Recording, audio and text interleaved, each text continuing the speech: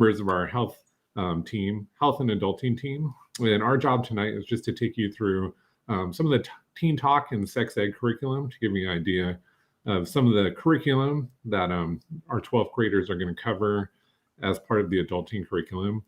And it gives you a chance to ask some questions and address some of the major questions that come up with the sex ed curriculum. So there is going to be a chance to ask some questions at the end.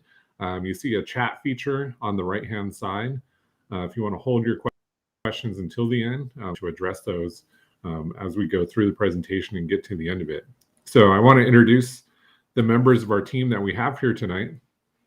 Tonight we do have two members of the team. We have Olivia LaBelle and Daryl Crookston. Both of them teach both health for 9th graders and adulting for the 12th graders. So they're definitely experts in our curriculum. They're going to take you through and show you some examples. So I'm going to hand it off to Olivia. She's going to take the first half of the presentation, and then Daryl's going to take the second half of the presentation. Then we'll give you a chance to ask some questions. All right. Hi, good evening. Thank you for coming tonight. As Mr. Shum said, my name is Olivia LaBelle, and I have the privilege of teaching your freshmen and seniors health or adulting.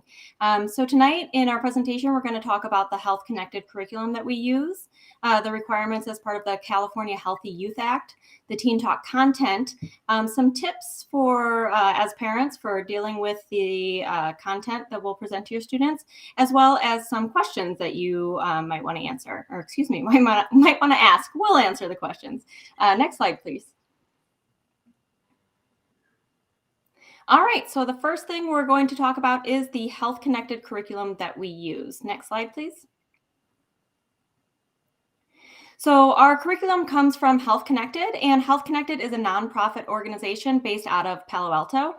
They provide students and families of California with comprehensive sex education. And if you have any or if you'd like additional information directly from their website, you can go to health-connected.org. As you can see from the slide, their mission is to equip young people with information, skills, and support to make thoughtful choices about their relationships and sexual health throughout their lives. Next slide, please. And the health education, the Health Connected Youth Services Program, it provides puberty and sexual health education in schools. This is the same curriculum that students are taught in the K-8 schools in Lambertville Unified. It's the curriculum that your seniors were exposed to as freshmen as well. Next slide, please. Okay, so we are going to talk about the California Healthy Youth Act and what that entails. Next slide, please. So the comprehensive sexual health instruction is a requirement of the California Healthy Youth Act. And as you can see, those key requirements are that sexual health instruction is required at least once in 7th, 8th grades and at least once in 9th through 12th. So as we come back to it as part of adulting, it's more of a refresher. But any instruction that takes place, it must meet some baseline requirements as outlined in Education Code. Next slide, please. And some of the requirements is that you parents must be notified of instruction at least 2 weeks prior to instruction. So we will send out a form that you only need to fill out if you are choosing to opt your student out of the sex ed unit. So we're actually going to send that out. Look for it within the next couple of weeks from your student's teacher. It'll come directly from them. But once again, you only need to fill it out and complete it if you're choosing to opt your student out of the program. And us teachers, we receive content, back to that slide. We receive content-specific training to provide instruction. So as we're informing your children, this is something that we've been trained to teach as well. Next slide, please. All right, so some of the baseline requirements: it must be age appropriate, it must be medically accurate, and it has to be appropriate for students of all races, genders, sexual orientations, ethnic, cultural identities, with disabilities, and English language learners as well. Those EL requirements are wrapped into it. It doesn't reflect or promote any bias, and it recognizes that people have different orientations, and that's taught in both middle and high school. Next slide, please. All right. So part of the instruction, part of these baseline requirements as part of the California Healthy Youth Act is that we teach about gender, gender expression, gender identity, the harm of negative gender, sorry, I'm quite tongue-tied tonight, negative gender stereotypes. But we encourage communication with parents or other trusted adults that the student might have access to. We teach the value and prepare students to have committed relationships, and especially with our adulting curriculum, that is a strong focus of the sex ed unit. Provide knowledge and skills to form healthy relationships, knowledge and skills to make and implement healthy decisions about sexuality. But to be clear, we do not teach or promote religious doctrine. That's a role of the parents and guardians, and medically accurate information and practice with decision-making skills is the role of the educator, while teaching values or religion surrounding decisions is the role of the parent. So the idea is that we can partner with families at home and hope that conversations that we have in the classroom will continue at home so that the student can learn more about their family's values and family values and practices, and be able to identify their own as well. Next slide, please.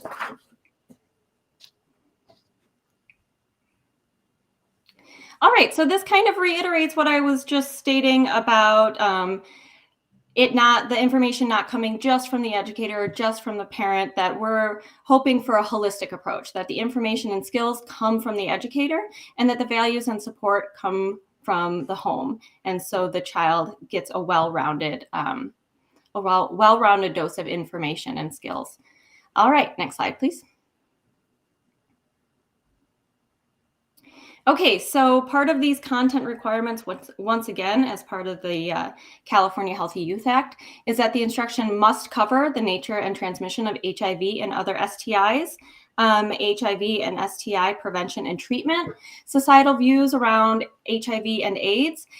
Abstinence is educated as the most certain way to prevent HIV, STIs, and an unintended pregnancy. We also provide information about local resources and the students' legal rights to access these local resources as part of confidential services that are available to them. Next slide, please. Okay, some additional content requirements. The effectiveness and safety of FDA-approved contraceptive methods, and we'll go over some of those details in subsequent slides. An objective discussion of all legal pregnancy options, including parenting, adoption, abortion, and the California Newborn Safe Surrender Law, and the importance of prenatal care. Consent, sexual harassment, sexual assault, adolescent relationship abuse, intimate partner violence, sexual abuse, as well as sex trafficking and human trafficking are all content requirements. Next slide, please. All right, so now we're going to launch into specifically the Teen Talk content that your student will be exposed to. Next slide, please. So this scope and sequence is specifically designed for students grades 9th through 12th grade. The full curriculum is available at the front office for review. So while this is listed as a 3 to 4 week course sequence, I want to emphasize the fact that this is a reiteration of what your students were already exposed to in 9th grade. So generally, we'll do an overview of some of the sessions like the values, anatomy, conception, gender, sexual identities. But what we really want to focus on for our seniors is being able to create those healthy relationships, being able to recognize what a healthy relationship looks like, what an unhealthy relationship looks like, and learn how to navigate those. So once again, while they've already been exposed to this, there's greater emphasis on relationships. All right, next slide, please. Okay, so for our in-class lessons, we're really large on communication. Students are encouraged to ask questions, and they will have an opportunity to submit both electronic anonymous questions through a Google form, but also written anonymous boxes as well. And we want them to engage in class discussions, ask questions, just generally feel comfortable in the environment to be able to ask questions and express themselves and generate that understanding. So we encourage you to engage with your student outside of class time. There will be opportunities that are sent home for you to work with your student, to work with your child. And it's not meant to be a burden. It's meant to be something to open up that dialogue and strengthen your relationships. Next slide, please. Okay, so now we're going to show you some of the actual curriculum that your students may see. Next slide, please. All right, so session one, it starts off with introduction and values. And this is meant to create a safe space for students to discuss sexual health topics, provide students the opportunity to ask questions, and inform them of their sexual health rights and resources. We want to establish the importance of maintaining an open dialogue with parents and other trusted adults when communicating about sexuality and relationships, and make it something that is destigmatized, that they can feel open talking about. So this session one, is established in the foundation of the safety and openness for the entire course. Excuse me, it sets the foundation. All right, next slide, please. All right, once we set that foundation, we move directly into session two, which covers anatomy and conception. So students will learn about the diversity and functions of the sexual and reproductive systems, recognizing normal differences in sexual and reproductive body parts. Just as session one sets a foundation of safety and openness, session two establishes a foundation in understanding the basic functions of sexual and reproductive anatomy, normalizing proper anatomical and physiological terminology. Session one also illustrates the process of human conception. Session two also illustrates the process of human conception using proper anatomical and physiological terminology. Understanding how conception occurs is necessary for students to understand how to prevent pregnancy. All right, next slide, please. All right, so while we do cover the conception process, session two also outlines the stages of human reproduction. So these are including fetal development, the birth process. They're able to see the different stages of that fetal development. So with the scientific understanding of how conception occurs, students are able to understand the different ways of adding children to a family, such as in vitro fertilization. So at this point, I am going to pass it off to Daryl Crookston. Hi there. Good evening, parents. So some of the things that we're going to continue to talk about, as has already been stated, the hope for our department is to kind of just do a refresher of kind of some of the anatomical, physiological things that your student has already done in ninth grade, and continue from there. So some of the things that we continue to talk about throughout Teen Talk is that we distinguish between biological sex as well as gender identity. This is a very important thing to talk about, because we really want to make sure that all of our students feel safe, and that they, regardless of their situation and their walk of life, that they feel comfortable in our classrooms, and that includes gender expression as well. And so having a conversation about that actually really goes a long way in ensuring that not only do students feel comfortable, but ensuring that things like bullying doesn't happen. And you can see from the list there that there's a variety of things that we'll be talking about in that regard. Next slide, please.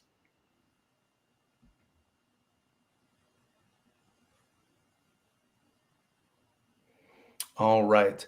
Again, talking about the identities, again, the way that people self-express, self-identify, things like non-binary identities, gender pronouns. Just kind of an explanation of what does cisgender mean? What does transgender mean? And again, we don't go into any kind of incredible detail. It's not like we're going to be showing how transgender operations are done or anything like that. But it's just very important that this conversation is had, because there are transgender students, and so again, it is important that this is something that we acknowledge, that we talk about, and that we do so in a very fair and equitable way.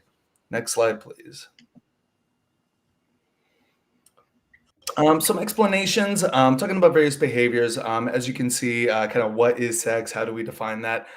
This is a very common question that I get every single year. Or like, what is the technical definition of sex? And so again, talking about things like sexual touching, oral sex, anal sex, vaginal sex. And again, just the things that we want to focus on are these things that somebody can get a sexually transmitted infection? Can this cause a pregnancy? And then have that conversation from there.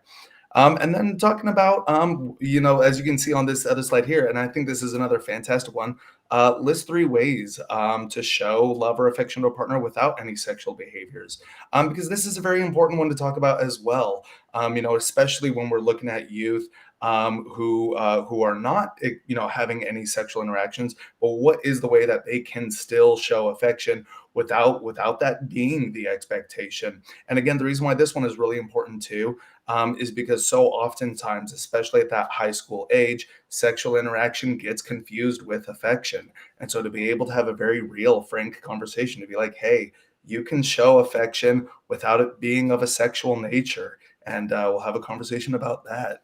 Next slide, please. Also, a variety of things in regards to consent. We will definitely be talking about consent. What does that mean? What are kind of some of the various social situations that could be involved in? You can see from the slides, we do talk about in relation to alcohol consumption, because again, when we talk about consent, it is extremely important that we move away from the previous no means no, and we've moved to what colleges now move to is a yes means yes, and that's actually on a future slide. But the reason why too that this is something very important to talk about is because studies have shown time and time again that having these conversations with high school students actively prevents situations of sexual assault, but it also prevents situations too where you might have somebody who says, oh, well, they didn't say no, so I thought it was okay. We actually talk about how it's like, hey, like unless there is an explicit yes, let's actually talk about how consent needs an explicit yes. And again, this is going to be very important as your seniors graduate and go off to college. It is our hope as teachers to give them these tools so that they are able to set those very clear boundaries in their own social interactions.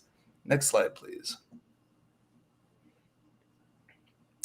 Talking about birth control, variety of methods, and we'll talk about whether that is behavioral abstinence. Of course, you can't get pregnant if with abstinence with condoms, and then also hormonal ones. Talking about pill, patch, rings, variety.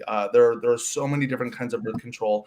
The thing that we will also talk to in regards to birth control is talking specifically about sexually transmitted infections, because not all forms of birth control prevent from sexually transmitted infections. And so we'll actually go through and talk about those things and talk about how we can be safe. Next slide, please. Kind of already touched on this a little bit, but again, talking about various pregnancy options. And so again, these are things that we will talk about. And again, we talk about these things as a variety of options. Again, with zero bias from us teachers. We do not insert our opinions one way or another in these things. It's very important for us as instructors that we provide factual information. And like what was mentioned previously, it is our hope that you as parents at home will be having those conversations about values in the home. Because again, we'll teach facts, but we're hoping that the parents are going to be teaching those values in the home. And again, you can see from that bottom right slide there, ultimately what our hope and what our goal is that students do feel comfortable with a trusted adult, that they have a trusted adult in their lives, that they are comfortable asking questions to, without fear of judgment, and that they're able to really be able to learn from all of you as parents, but from whoever their trusted adult is. Next slide, please. Talking about STIs, talking about what are the various sexually transmitted infections that are curable, what are they treatable?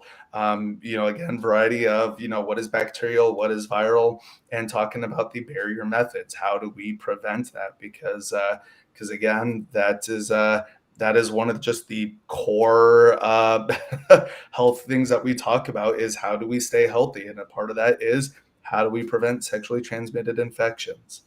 Next slide, please. I'll also mention with that one, as you did see in the last slide there are condom demonstrations that are available as well to show just essentially, hey, this is what a condom looks like. This is, but to clarify on that, we do not distribute condoms, but we do talk about and discuss proper usage of such. When we talk about the Sexual Bill of Rights, you can see in that top left box there. This is what I was talking about when I was talking about yes means yes. The previous one that many of us were familiar with was the no means no, and that was actually changed because there were flaws with it. And so rather than no means no, it went to the yes means yes. There has to be a yes in order for there to be consent. But we also talk about things like sexual crimes. And and I realize that this can potentially be a very triggering subject when we talk about things like sexual harassment, sexual assault, things like rape and sex trafficking. The truth of the matter is, these are not pleasant conversations. But the reason why we will talk about these things is because studies have shown time and time again that when we actually have these conversations, that it actively prevents things like sexual harassment, sexual assault, and that's really the reason why it is so important to me personally that we talk about this. Is because I'm in favor of reducing sexual assault. And so again, we're talking about, you can see there, sexual violence is never the victim's fault. And again, you can see there are various hotlines there. And so again, the whole entire purpose behind this is to truly give your senior the tools and the equipment that is going to empower them to be able to recognize these things and to be able to actively prevent these things from happening. And so again, I am personally very passionate about this. Next slide, please. And then we talk about relationships. So when we talk about relationships, as was mentioned previously, we're going to talk about a whole range of what are some of the good green flags, if you will, of a healthy relationship, and what are some of those red flags of an unhealthy relationship. So for that reason, we will actually talk about the different kinds of abuse because there are physical, psychological, emotional, sexual, financial. That there's a whole bunch of different kinds of potential abuses that can happen in relationships. And the fact of the matter is that there are a number of high school students that are currently in bad relationships and just don't know it. They have no idea that there's emotional manipulation going on. And this is another one of those things that I'm very passionate about because every single year that I talk about this subject, I inevitably always have students that go, "Oh my gosh, I had no idea, but I am currently in a relationship and I just realized this is emotional manipulation and I just had no idea." And so again, this really goes back to just giving the students tools and empowerment to be able to make those healthy choices, to be able to recognize when things aren't going well, and essentially to be able to then take those tools and make their lives better and make their lives healthier. Next slide, please. We'll talk about various clinics. Where can students go to if they need help? The reason why this is really important too is because we actually want to teach students how do you find safe clinics? How do you find for whatever medical needs in that time? Because again, a lot of seniors are going to be going off to college, and while most colleges do actually have on-campus clinics, not all of them are going to do so. And so, again, this is going to be one of those things that we want students to be able to learn how to find clinics and find that support, because especially too when students are no longer at home anymore and they're off to college, they're going to need this information. Next slide, please. The anonymous question box. This is one of my personal favorites where students have an opportunity to write any and all anonymous questions. So I know that there are some teachers that have like a digital way where students can like digitally submit anonymous questions. I personally love the pencil paper anonymous questions where they don't put their name on it. They just give me a slip of paper and we answer those questions. And the reason why this is such a fantastic opportunity is because there are so many questions that students will ask that we just simply could not have imagined that we would need to talk about. And so this actually provides a really good opportunity for us as teachers to see where are some of our gaps. Like I said, every single year when getting questions, I always have at least question every year that's, oh, I have never gotten this question before. And so it's kind of a fun and exciting opportunity to be able to again answer some of those things that maybe we as instructors weren't necessarily expecting to teach at the time. Next slide, please. How do I prepare my child for instruction? Again, with seniors, what if any of your student has me in their class, one of the things that I always tell them is that they are young adults, but how do we prepare our young adults for instruction? We'll go and go to the next slide, please.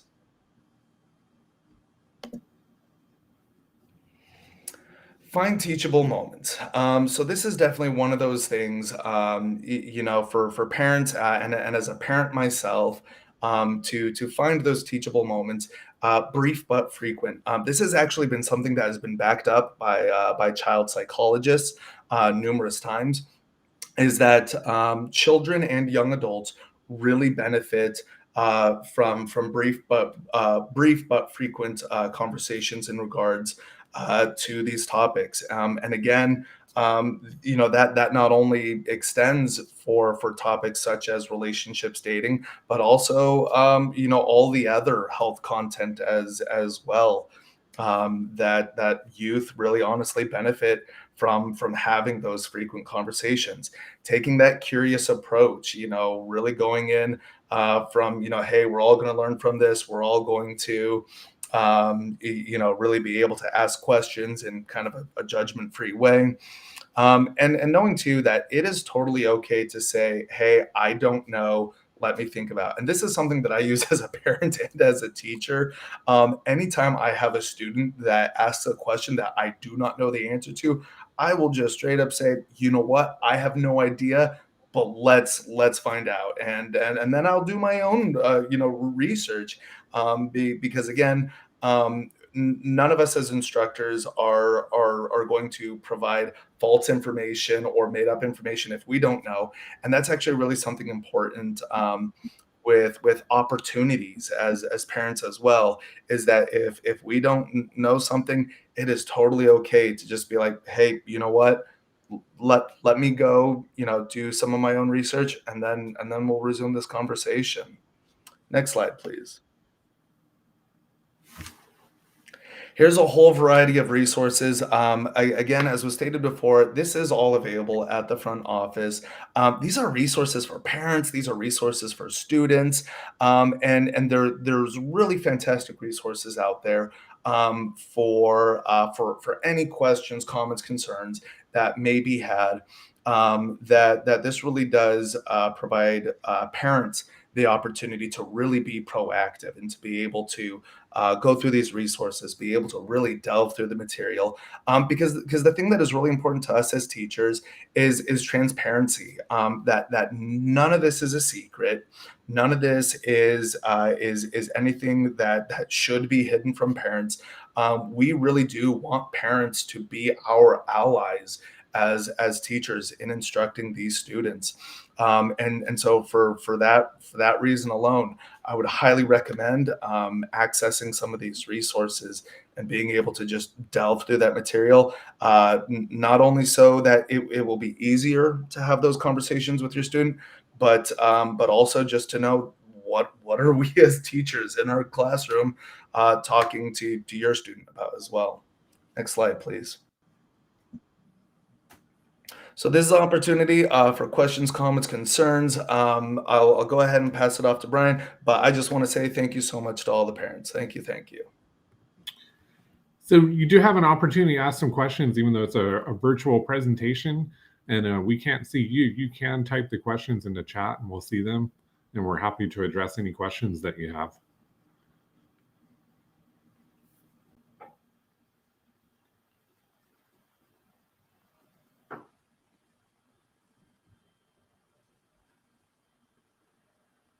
If there's no questions, I just want to point out that the stream will be saved. So we'll send out the slides for this in a follow-up email.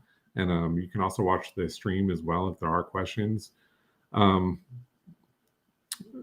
curriculum is available in the front office, and it's available to view. You can go up to the front office and ask for that and check it out so that you can see it for yourself. We'll stay online here for a few more minutes to see if we have any questions. I know a lot of this is probably a review. A lot of it's the same that your students saw in 9th grade, so there's not a whole lot new that we're covering once they get up to 12th grade.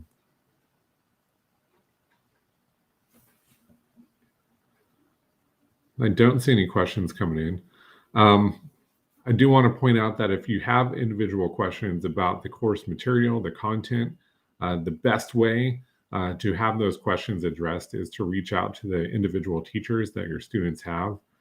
Each of our 4 health teachers does teach the adulting course, so reaching out to the specific teacher would help address those questions. So if there's any concerns at all, any questions, you have some concerns about some of the content, anything like that, or how things are handled, I would advise you to reach out to those individual teachers. So I don't see any questions coming in. So I do want to thank you for tuning in tonight and watching our virtual presentation. I also want to thank our 2 teachers who were here from the health team. They're giving up time from their evening to provide this information to you, and are happy to answer questions. And again, thank you. If you have those questions, reach out to those individual teachers and have a great night.